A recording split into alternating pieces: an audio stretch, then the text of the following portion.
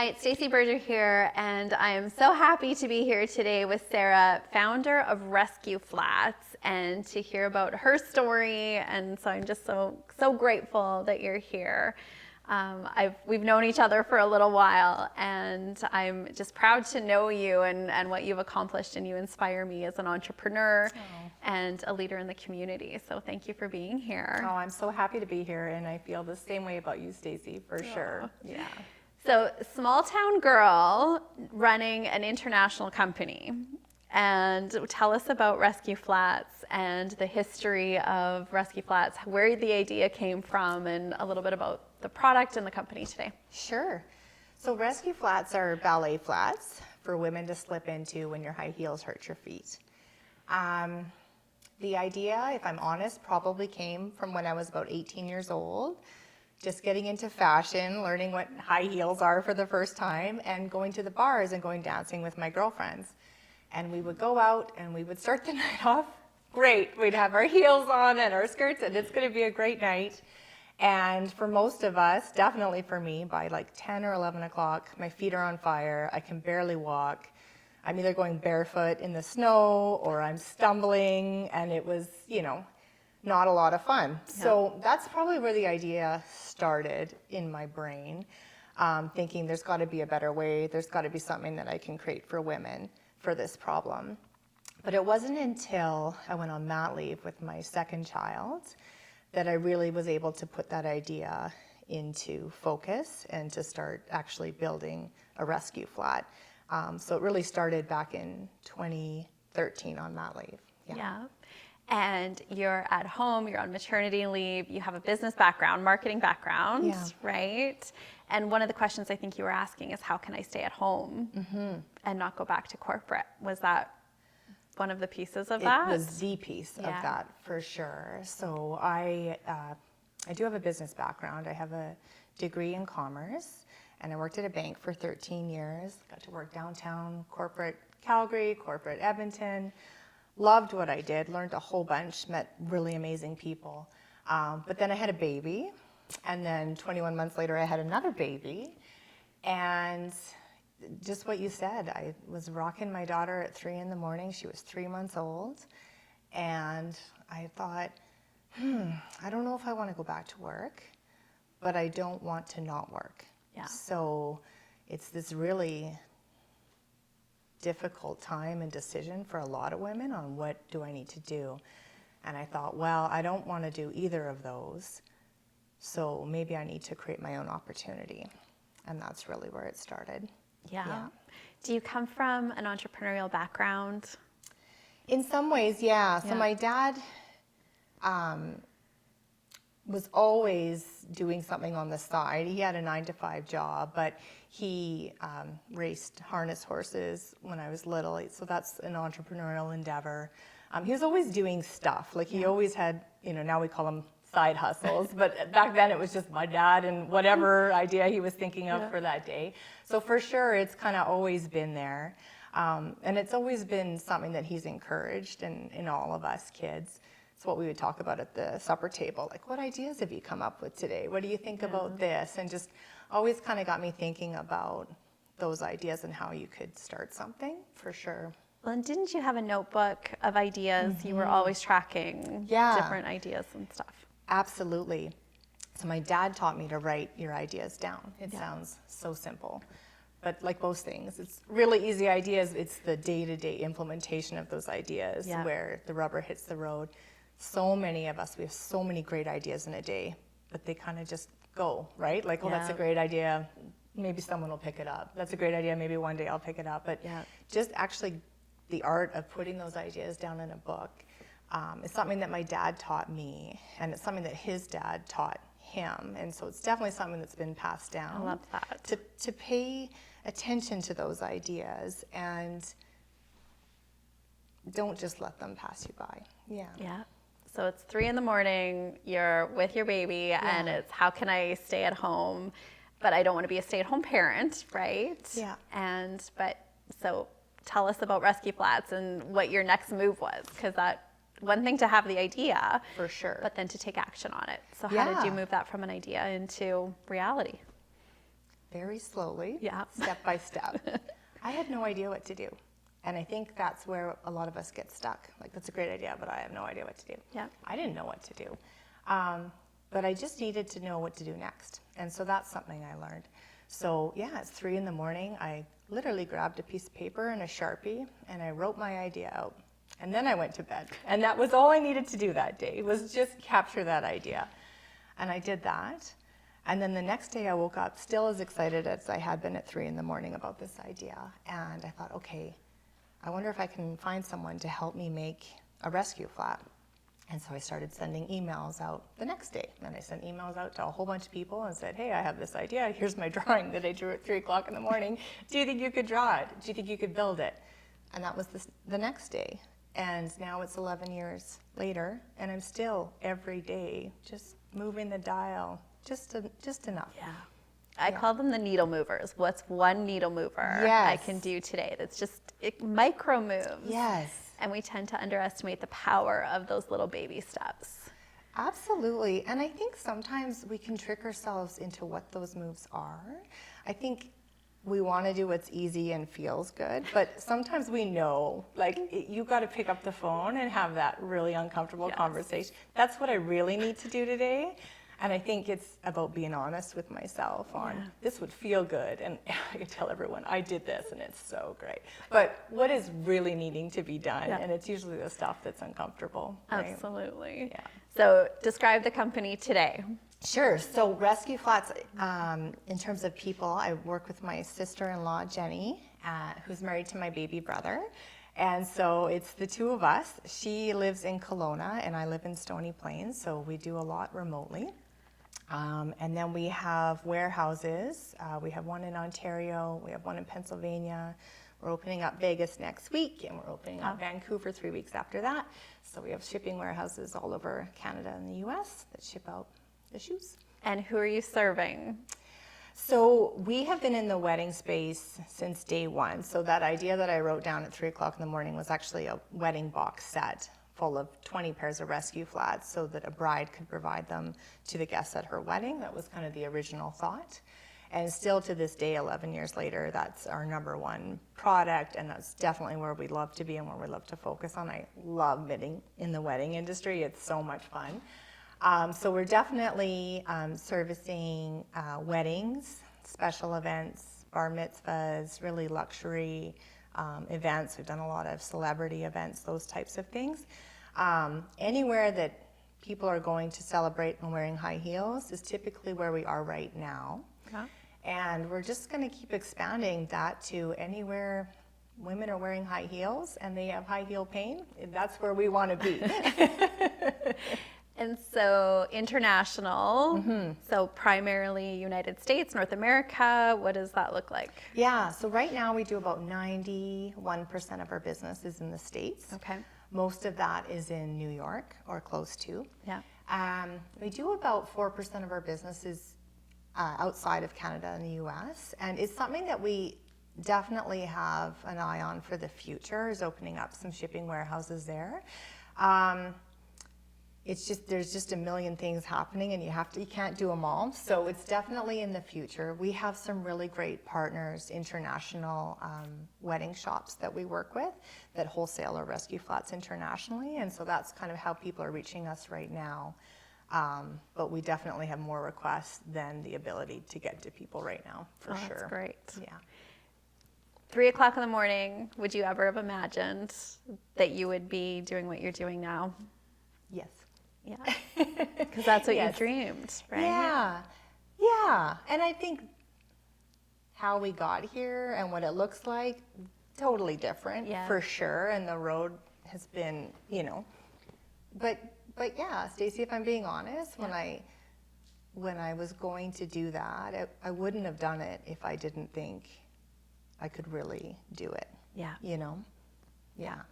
Did you build that belief as you went, or do you think you started with that level of confidence and belief? I think the confidence came from believing that I was going to be okay no matter what. Yeah, I was okay to fail, right? Yeah. Like, it was like, okay, I know this is a crazy idea. Yeah. I know that I'm working in a bank in a corporate job in human resources, people are going to think I've lost my mind. That's okay, that's okay. And this might fail miserably, and that's fine. Like, that's all fine. So I didn't know it was going to be a success, but I knew I could take a chance to try. Yeah. And I knew that no matter what, it was going to be okay. I love that. I think when we can get to that place within ourselves, that's true freedom. Yeah, that's the right word. Yeah. For sure. Yeah. And honesty, right? Yeah. Just, hey, I don't know everything, but I'm going to try to figure it out. And most dreams go to the deathbed, right? Because people aren't willing to try, they're not willing to risk, they don't believe in themselves. And you won't be one of those people because you went for it. Yeah. Yeah, which is phenomenal. Yeah, and you don't have to. I think so many people have great ideas, and because I had an idea and I went with it, a lot of people come up and tell me their ideas, and I love that. Yeah. But people say, oh, I have this idea for this and this and this. And I said, that's great. Like, how are you going to do it? Oh, I'm not going to do it. No, that's crazy, right? And it's too bad because we only get one chance at this life, and you got to just try everything and not worry so much on if it's going to be successful. You need to make smart moves. It needs to be calculated, especially when you're talking about money. Of course, like, it all needs to be structured. But at the end of the day, life is really too short to worry about what anybody else thinks. Mm-hmm. So the person who's watching this and they're saying, I have an idea, and maybe they never even entertained that I could actually live out that idea, what would you say to them? Just start. Yeah. It doesn't, the safe part is when you spend a ton of money because you make it look fancy and shiny, and everyone's going to think, wow. The unsafe is maybe a little more risky because you don't have everything all figured out. You haven't spent a ton of money, but you're just doing the hard work to see if it actually makes sense to work. And it might be a little bit more difficult to explain to people what you're doing, and they might not really understand because you might not have a shop or an office. You might just be sitting in the corner of your kitchen. Like, that's all fine. My advice would be to just start. Dream big, start small. You don't need to spend a ton of money to figure out if your idea is going to work or not, usually. You just really have to put yourself out there. Yeah. So that would be my first step of advice, is to figure out if you really want to put yourself out there. If you love that idea so much that you're willing to be vulnerable and really try and be honest, like, are you really going to try? And then the second piece that I had to learn was that everything has a price. Even success has a price. And when I first started, I was like, okay, this idea is so good, so I'm just going to, like, work really hard and make tons of money, and life's going to be perfect. It wasn't. There was lots of moments that were terrible and really, really hard. And even the really big successful moments, they were taking time away from other things too. And that's a price that I had to pay. And I would do it all over again tomorrow. But I don't think I really realized everything has a price, including success, when I started. I think that the first one that I go to is time. Mm-hmm. So how successful do you want to be? Do you want a $1 million company, $10 million company, $100 million company? What does it take to get to each of those levels in terms of your time, your risk, all of those pieces? For me, I thought that I wanted to just get as much as I can, and as I've financially, and as I've gone through these stages, and my kids have grown up through Rescue Flats, for me, the value is my time. Yeah. And I need enough. There's always would be nice to have a little bit more, but I'm not willing to sacrifice my time with my kids to get to that next. I have my whole life. I'm going to be doing this until I'm 90. I love this. Right now, it's balancing the work with my kids is priceless. Yes. Yeah. So your definition of success maybe has changed a little bit, whereas it felt like a financial goal or that achievement, and now being able to look at more holistically, would you say? Huge. Absolutely. Yeah. Well, and I think one of the things is people don't think they can have both, and I believe so strongly that we can have success in our careers and with our families, But it requires a different mindset, right? And different priorities and actions and getting help and not feeling like you have to do it all on your own. I think that's probably one of the biggest things too, is when to hire, when to ask for help, and probably doing that before you were ready as well, right? Yeah, good. What have been some of the highlights for Rescue Flats? We were invited, the Knot has this huge party at the end of...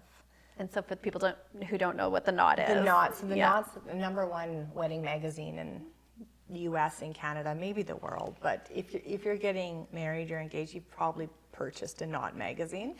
Although now it's a lot more online, but they're really big. So they have a magazine, they have online pieces and all of that. But they have this huge party once a year where they kind of invite celebrities and influencers and wedding industry elite, and everybody comes to New York at the New York Public Library, and they have this big party, and it's amazing. So we were invited. Well, first our shoes were invited, and that was such an honor. So we sent our shoes, and I remember I was making spaghetti for my kids. And I was checking Instagram, watching celebrities post about Rescue Flats, like, oh, look what we got, right? And it was just, that was pretty surreal, because I'm, in Stony Plain making spaghetti, watching celebrities put my shoes on in New York City. It was amazing. Yes. That one was amazing. But then the second year and the year after that, we got invited along with the shoes, which was wonderful. So being able to go and see your idea come to light in real life at the New York Public Library, Carrie Bradshaw stairs, right? People are literally putting Rescue Flats and walking up and down where Carrie Bradshaw ran away. Like, it was just, it was one of those moments where, like you said, you have your dreams, you can see it, and it's happening. And it was like, we did it. Yeah. We did it. Yeah. I love that. That was pretty amazing. Yeah. And like you said, it's not always been easy. So how do you handle the setbacks? How do you handle those challenging moments, those challenging times? Speak into that. Yeah.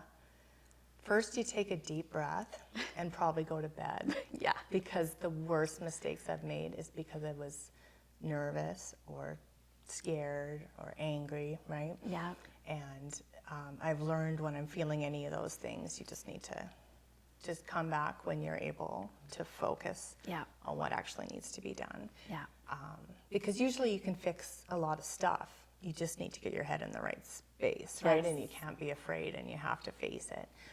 So COVID, for example, was one of those moments where I woke up and in a matter of a couple of days, every wedding across the world was canceled.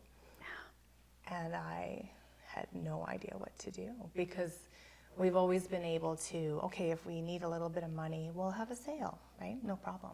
Well, we can't have a sale because nobody's getting married. Yeah, there's no and market. I don't know when they're going to start again. And so we had to I went to bed. I went to bed, maybe for a couple of days. It was like, more than one night. Oh no, I don't know how to fix this. But then when I was ready, I got up, I took a deep breath, and I focused on what can I do right now. Yes. Right? I need money, I need loans. So that's what I focused on. And then what can I do, right? And you keep moving. So yeah, when there's hard times, you don't stop. You stop for a little bit. Yeah. Wipe your tears. It's okay to cry. It's okay you have to go your to bed. cry, you scream, you do whatever, and then you get up and you fix it. Yeah. Yeah. I love that. And noticing when you're making decisions, if you're in fear, worry, upset, angry, that just never leads to the highest version, right? Yeah. So taking that moment, take the breath, take the nap, whatever needs to happen, and then get in the right mindset. And there's got to be a solution here. Yeah.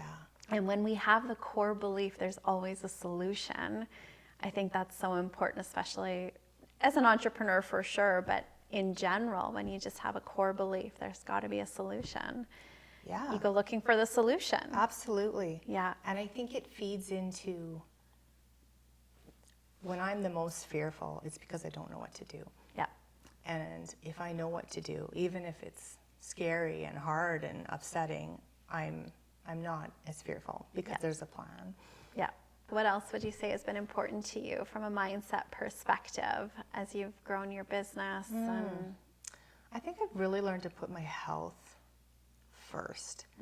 I joined F45, that gym, about a year ago, and that has been huge. So just going and sweating it out in the morning before I even hit the computer has been really, really good for me, and just really being aware of how I eat and how things affect me. Like, I love cake, but it makes me kind of jittery and like anxious. So if I've got a whole lot going on, I probably just need to eat really clean and really healthy. And I think that part has been really great over the past couple of years. It's just really focusing on my health as a business tool, really. I love that, not seeing it as something separate, but it's part of growing your business. For sure. Yeah. Because you're, as an entrepreneur and as a mom, there's so many things to do, and you often get put last. Yeah. And I think things like going to the gym kind of fall into that. But when I looked at it, like, it's good for my business when I go to the gym. Yeah. It's good for my kids when I go to the gym. And just really making that, like you said, as part of my day-to-day. It's like another meeting. That hour is just as important as any other meeting I have that. And the other piece is nobody knows what they're doing. It's okay. Right? Like, you look at people and you think, oh, well, they've got it all figured out. Well, she had a degree, so she knew. Well, he this. And no, nobody knows what we're doing. We all have a few tools, and you can get tools from many different areas of your life. So I think when I talked to myself when I was a kid, I always thought everyone else knew more than me. And what you learn when you get older is that's not really true. Yes. I love that. Yeah, it's easy to think everybody else has it figured out. Yeah.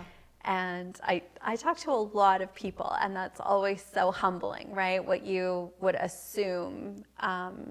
It's so easy to assume things about people in different positions. And at the end of the day, we're all humans, and we're all just doing our best, right? Yeah. Yeah. Let's talk about being in business with a partner who's also a family member. Yeah. And how you guys navigate those relationships. For sure. So Jenny is, like I said, my sister-in-law. So she's married to I call him my baby brother, but he's 6'6", so that seems a little silly. But so I think Jenny kind of stumbled upon Rescue Flats by just she's this wonderful person, and she's just a helper by trade. Like, hey, can I help you with your website? Hey, can I help you with the picture? Right? And she saw things that could be done, and she just wanted to help. And so she kind of just slowly created her job. And then I was like, hey, like, you're great. Do you want to come join me? Yeah. And she was like, yeah, for sure. And when we later kind of became more official, we had these personality assessments done, and we found that you could not build 2 more different people on the planet if you tried, which is wonderful because we see things very differently, we think very differently, and that has become a huge asset for Rescue Flats. Yeah. I think sometimes you hire people even subconsciously like you, right? And so maybe Jenny and I wouldn't have found each other if there hadn't have been that family connection because we're so different. So we got really lucky because we already loved each other. And then she came in, and then we're like night and day personalities, which has been huge. You learned some things from your dad, who learned some things from his dad. What are you hoping that your kids are learning as they're watching you? So my daughter is 11, and she just wrote a report about entrepreneurship at school, and I got to read it, and it was wonderful. And she had a business idea, and she talked about it, and it said, why do you think you can do this? And she wrote, because my mom does. Ooh. And that was, like, if I never do anything again, Stacey, that was amazing. And I think that's it, is showing them that you can carve your own road and things can look really different, and that's okay. And that you can build a life out of entrepreneurship. Yeah, if you choose, Yeah. for sure. Or whatever it is. It's just, they've been with me since day one, and they've seen highs and lows, and they've been with me through all of it. And you can't help but absorb that, right? When you live with an entrepreneur. And I think you probably come out of it either thinking, I'm going to be an entrepreneur, or I'm never going to be an entrepreneur. And either of those options is totally fine. But I think they've learned a lot just by going through it. Yeah. Yeah. Well, and I imagine the resiliency, watching that piece of it, right? As things happen and you navigate the ups and the downs, and the willingness to always look for the solution. It's huge. For sure. Yeah.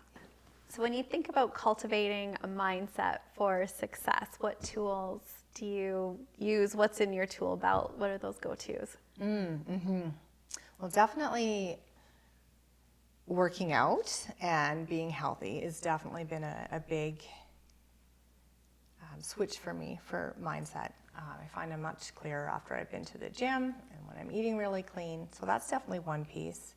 I'm always reading books. I love to read every night before bed. I'm just inhaling great books, and there's so many wonderful business books out there and just mindset books. But if I'm honest, when I worked at the bank, that was a part of my life, and I was so lucky I was able to go to so many different growth and development opportunities as part of my job. So I got to get a whole bunch of great info when I was younger. But now as an entrepreneur, especially just coming out of COVID and everything that we went through, it hasn't been the focus. Yeah. So definitely as we go into our next, 3 to 5 years, that's definitely something that we want to keep focused on. And we want to come to your event. So yeah, that's on my radar for sure. Well, and having the next vision, do you feel like you know what Rescue Flats looks like in the next 3 to 5 years, or are you in that space where it's time to vision the what's next? Yeah, we have some really strong ideas, but I've learned to stay open to new possibilities. Yes. So we have a plan for sure, but I think there's a lot more work on just really thinking out of the box and getting some new concepts for sure. Yeah. Exciting. Well, I look forward to watching what's coming next. And again, I just love it's Stony Plain, Alberta, right? It's a fairly small town. We're neighbors in a way. Yeah. And building this international brand that's highly successful. And just know that you're inspiring lots of people to not just have the idea, but to take that idea and put it into action. So I'm celebrating you, Sarah, and everything that you've accomplished, and I look forward to seeing what's next. Oh, thank you. As you've listened to Sarah's story, I hope that you'll be thinking about what idea do you have that you could be bringing into fruition. And remember, it just takes a baby step. What's one step you can take to move that idea into reality? Make sure you check out Sarah and Rescue Flats. We'll link to her in the description. And here is to you living a life that you love.